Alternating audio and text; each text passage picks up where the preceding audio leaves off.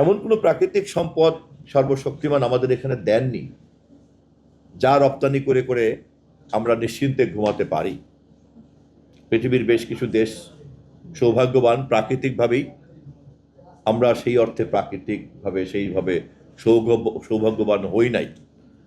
হ্যাঁ, তবে এটা ঠিক, বিশ্বে জনসংখ্যার ঘনত্বের দিক থেকে আমরা সবচেয়ে যেহেতু এগিয়ে আছি, ফলে মানব সম্পদ আমাদের জন্য একটা প্রাকৃতিক সম্পদ হিসাবে আমাদের হাতে আছে।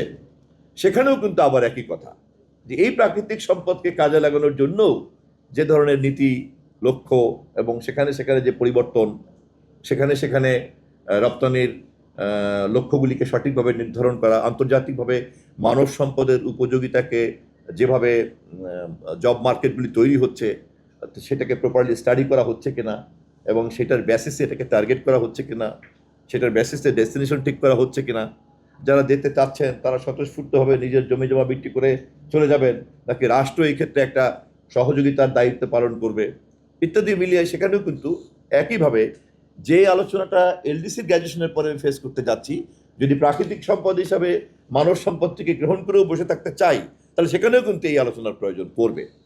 আমি নিশ্চিত যে আমি যেটা বোঝাতে চেয়েছি আপনারা নিশ্চয়ই বুঝেছেন।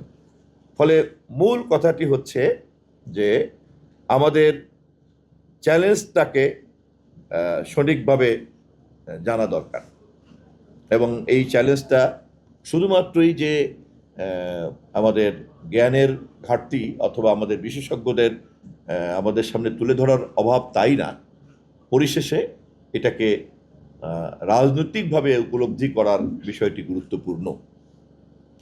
আমি আশ্বস্ত করতে চাই আপনাদেরকে, আমাদের সরকার, তারেক রহমানের সরকার, আমরা দেশের এই লক্ষ শহীদের রক্তের বিনিময়ে স্বাধীনতা অর্জিত স্বাধীনতা, পরবর্তীকালে গত জুলাইয়ে হাজার হাজার শহীদের রক্তের বিনিময়ে আমাদের যে ভোটাধিকার, গণতান্ত্রিক পরিবেশটাকে আমরা আরও অনেক নিশ্চিত করতে পেরেছি।